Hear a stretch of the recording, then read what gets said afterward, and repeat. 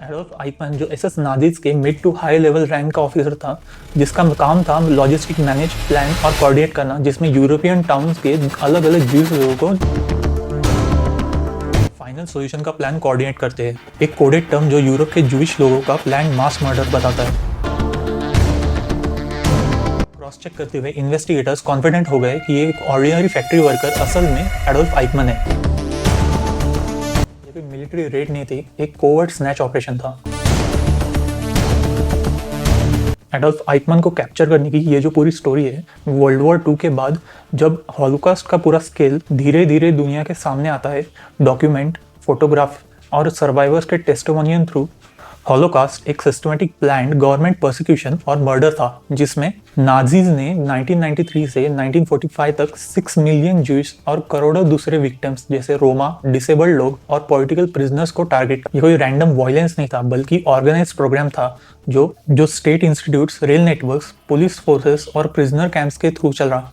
इस मशीनरी के की एडमिनिस्ट्रेशन में से एक था एडोल्फ आइकमैन जो एसएस नाजिस के mid to high level rank का ऑफिसर था, जिसका काम था लॉजिस्टिक मैनेज, प्लान और कोऑर्डिनेट करना, जिसमें यूरोपियन टाउन्स के अलग अलग ज्यूस लोगों को घेटोस और एक्सटरमिनेशन कैंप तक भेजना। जर्मनी के डिफीट के बाद कई टॉप नाजी लीडर्स अरेस्ट हुए और उनको ट्रायल्स के लिए ले जाया गया, लेकिन कुछ लोग केओस में फायदा उठा के बच गए। जैसे ही न्यू स्टेट इजराइल बना और हॉलोकॉस्ट सर्वाइवर्स ने अपनी न्यू लाइफ शुरू की, वहाँ पे एक स्ट्रॉन्ग सेंस था कि जस्टिस इनकम्प्लीट है जब तक आइकमैन जैसे लोग फ्री घूम रहे। इस मिशन का मकसद इंटेलिजेंस ऑब्जेक्टिव नहीं था, बल्कि हिस्टोरिकल और मॉरल भी था। Adolf Eichmann publicly visible Nazi leader नहीं था, लेकिन हॉलोकॉस्ट कैरी आउट करने में उसका सेंट्रल ब्यूरोक्रेटिक रोल था, इसलिए उसका कैप्चर होना बहुत ही इंपॉर्टेंट माना गया। एडोल्फ आइकमैन 1906 में जर्मनी में बॉर्न हुआ और पार्टली ऑस्ट्रिया में ग्रो हुआ। 1930s में उसने नाजी पार्टी और एसएस ज्वाइन किया।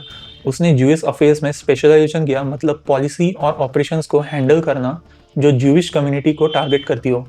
धीरे धीरे वो फोर्स डिपोर्टेशन का की एडमिनिस्ट्रेटर बन गया। सिंपल वर्ड्स में Eichmann paper work, schedules, rail booking और इंटर एजेंसी कोऑर्डिनेट मैनेज करता था, जिससे मिलियंस ऑफ लोग घेटोस और एक्सट्रीमिस्ट कैंप में जा सके, जो ऑस्ट्रिच पोलैंड में आता है। 1942 में उसने वेनेजी कॉन्फ्रेंस अटेंड की, जहाँ सीनियर नाजी ऑफिशियल्स ने फाइनल सॉल्यूशन का प्लान कोऑर्डिनेट करते हैं। एक कोडेड टर्म जो यूरोप के जूइश लोगों का प्लान मास मर्डर बताता है।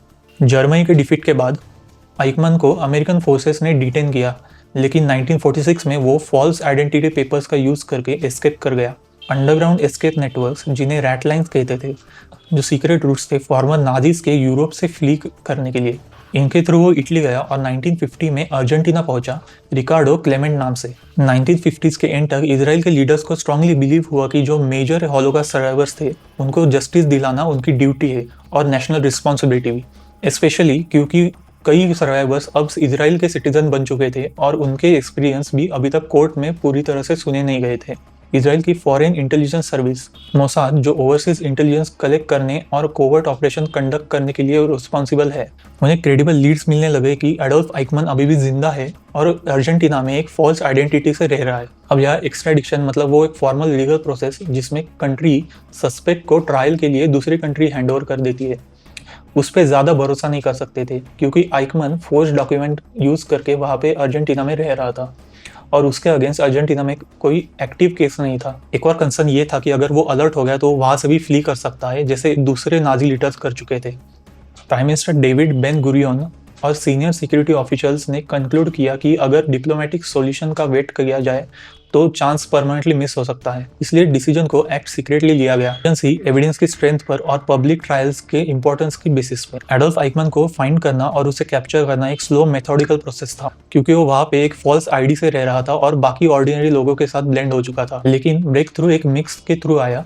जो प्राइवेट इंडिविजुअल्स और इन्वेस्टिगेटर थे, वो फॉर्मर नाजी ऑफिशियल्स को ट्रैक करते हैं। एक इंपॉर्टेंट लीड मिलती है, जर्मन जूइश इमिग्रेंट, उसकी डॉटर एक लड़के को डेट कर रही होती है जो उसके फादर के नाजी एक्सपीरियंस के बारे में बात कर रहा होता है, जिससे एक सस्पिशन हुआ कि शायद ये फैमिली आइकमैन से कनेक्टेड हो सकती है। मोसाद पहले क्वाइटली सर्वेलेंस करता है क्लेम वेरीफाई करने के लिए। उसके बाद मोसाद के एजेंट्स कवर आइडेंटिटी लेके अर्जेंटीना जाते हैं और ब्यूनो आयरेस के सबहब में एक मॉडेस्ट हाउस को ऑब्जर्व करना शुरू किया। उन्होंने रेसिडेंट के फोटोज ली, डेली रूटीन ट्रैक किया, एम्प्लॉयमेंट रिकॉर्ड चेक किया और फिजिकल फीचर्स और पर्सनल हिस्ट्री को आर्काइव्ड नाजी फाइल्स के साथ कंपेयर किया। उन्होंने नोट किया कि रिकॉर्डो क्लेमेंट कहने वाला आदमी हर इवनिंग सेम टाइम पे फैक्ट्री वर्क से घर लौटता है। Step by step dates, family details और कैरेक्टरिस्टिक्स क्रॉस चेक करते हुए इन्वेस्टिगेटर्स कॉन्फिडेंट हो गए कि ये एक ऑर्डिनरी फैक्ट्री वर्कर असल में एडोल्फ आइकमन है और मोसाद इन्वेस्टिगेशन से ऑपरेशनल फेज में शिफ्ट हो गया। जैसे ही मोसाद लीडरशिप ने मिशन को अप्रूव किया, एक छोटी लेकिन हाई सिलेक्टिव कैप्चर टीम बनाई गई।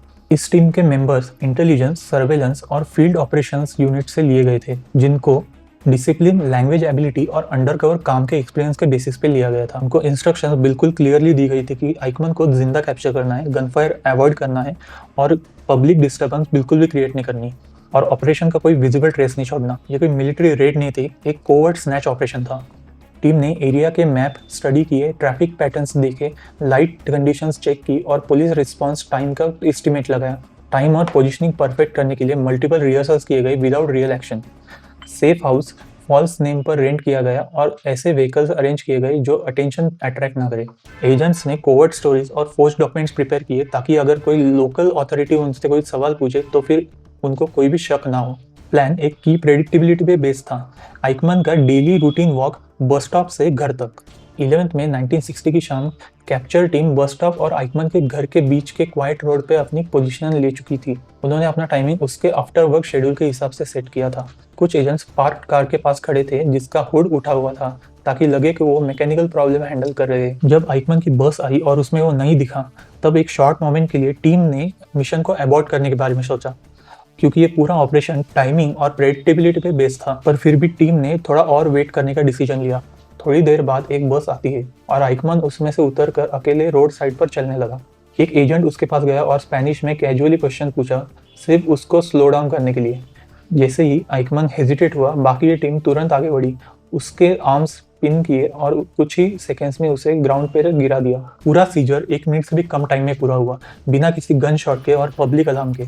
और यही ऑपरेशन का सबसे क्रिटिकल मोमेंट सक्सेसफुली एग्जीक्यूट हुआ। जब एडोल्फ आइकमन सेफ हाउस में लाया गया, टीम की सबसे पहली प्रायोरिटी थी कंफर्म करना कि उन्होंने सच में सही आदमी को कैप्चर किया है। कोवर्ट ऑपरेशंस में मिस्टेकन आइडेंटिटी मिशंस को डिप्लोमेटिक क्रेडिबिलिटी दोनों को डिस्ट्रॉय कर सकती है, इसलिए वेरिफिकेशन बहुत ही केयरफुली और मेथोडिकली किया गया। आइकमन को सर्च किया गया, कंटिन्यूअसली गार्ड किया गया और कुछ ट्रेंड इंटरोगेटर्स ने कई दिन तक क्वेश्चनिंग की।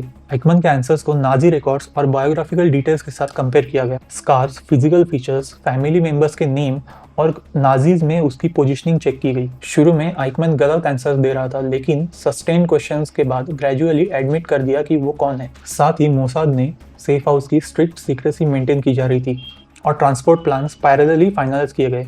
आइडेंटिटी कंफर्म होते ही टीम नेक्स्ट फेज में गई। अब आइकमन को अर्जेंटीना से एक्सट्रैक्ट करना मिशन का सबसे डेलिकेट फेज था, क्योंकि कैप्चर बिना होस्ट कंट्री के परमिशन के किया गया था। अगर इस स्टेप पे डिस्कवरी होती तो फिर मिशन कॉम्प्रोमाइज हो सकता था, एजेंट अरेस्ट हो सकते थे और प्रिजनर्स फ्री हो सकता था।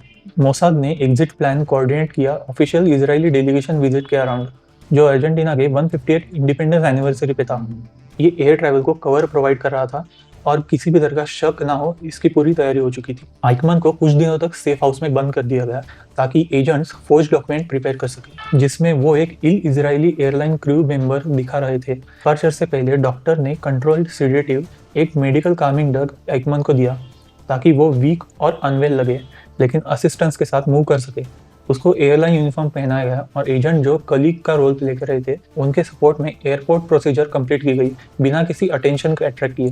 क्योंकि पेपर वर्क और विजुअल कंडीशन स्टोरी के साथ मैच कर रही थी, इसलिए एयरपोर्ट अथॉरिटीज ने भी इसमें इंटरव्यू नहीं किया। 20 मई 1960 को आइकमन को फ्लाइट में बोर्ड किया गया और फाइनली इजरायली कस्टडी में दे दिया गया। और तब इसराइल ने 23 मई 1960 को अनाउंस किया कि एडोल्फ आइकमन उनके कस्टडी में है।